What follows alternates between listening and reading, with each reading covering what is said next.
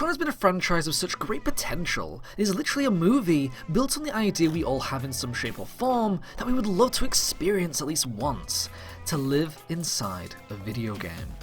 Sanzaru Games, the creators of the previous Sly Cooper installment, have this time been employed by Disney to create what many will see as a light runner game mixed with the injections of Tron's actual video game-like segments, like light cycles and Evolution's parkour concept that was never really seen in Tron's world until that previous movie game. The question though, is can Tron Run actually give console owners an experience generally catered toward mobile users that feels fresh but also faithful and believable to the Tron universe, or is this yet another entry just waiting to crash?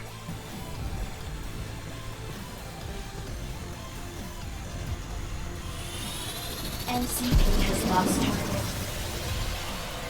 Tron Run, for all intents and purposes, is what you would expect, a very content-light, straightforward endless runner inspired by the likely success of games like Temple Run or Sonic Dash for example. To the limit of their skill set, Sanzaru have tried their best to give gamers a one-to-one Tron experience where you, a program, can fully customize yourself to become either a male or female character of different colours, or even a small selection of the original movie's cast. With this character, you, well, run a total of 16 on-foot obstacle courses and 16 light cycle tracks in hopes of obtaining the best score or rating to unlock, well, nothing. It is a major shame that through Tron Run's length, you will be in no shape or form acquiring anything from collectible costumes or character progressive powers, and that is because everything is either already given to you or is being held back as Season Pass DLC. It's not all bad though, as the gameplay itself is actually quite fun, and most of all, really balanced. A lot of endless runners attempt to throw you off course with increased speed as its challenge, yet Tron doesn't do that, instead changing the patterns of its courses to test your agility and flexibility.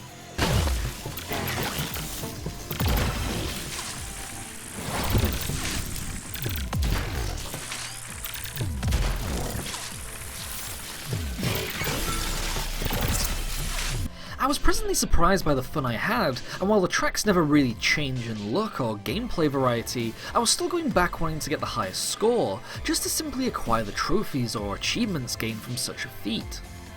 The running sections consist of sprinting, sliding, jumping and wall running, with the occasional confrontation of digital spiders and static disc throwers. The tracks themselves do end, and while making your way to the finish line is your actual goal, to keep your bit combo, a form of in-game currency so that you can purchase pre-mission upgrades that help bring the tasks a little bit more in your favour, I guess, like doubling point scores or giving you the ability to fast fire your disc and explode your surroundings for more combos.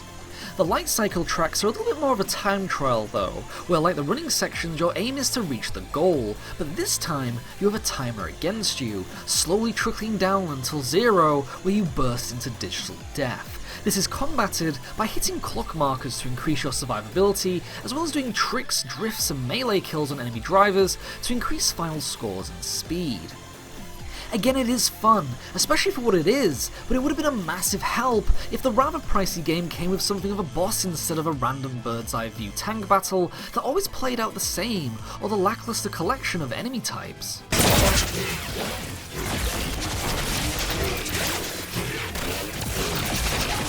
When it comes to the visuals, the game looks a little like a last-gen entry, or at least on the graphical level, that gives hints that this game was simply made, maybe, possibly in the future, for iOS devices anyway. The framerate also suffers immensely, making this already visually lacking game somewhat of an unpolished purchase. These dips are most evident in the third endless run mode, where the whole point is to actually stay alive, yet with slowdown and occasional freezes, it makes aim for high scores pointless, because you won't survive the poorly optimized framerate for more than, say, 10 minutes. This makes Tron Run something of a 50-50 preference. It is a nice little game full of potential to do great, but Sanzaru failed to respect the consumer with poor testing and a real lack of things to do. I mean, why would you play a game that can't even keep up with itself? 100 meters to program.